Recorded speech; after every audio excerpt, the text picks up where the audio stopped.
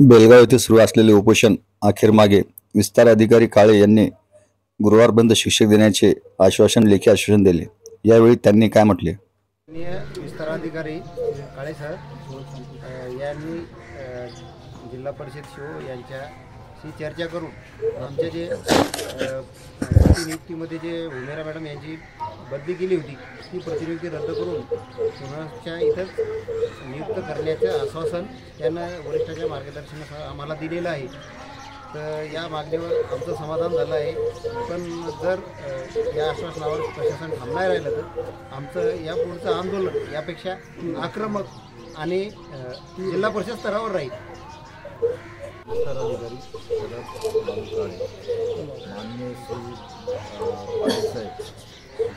प्राथमिक शिक्षणाधिकारी बुलढाणा यांच्याशी उपोषणकर्त्यांच्या तर्फे त्यांची जे मागणी होती की जी शिक्षिका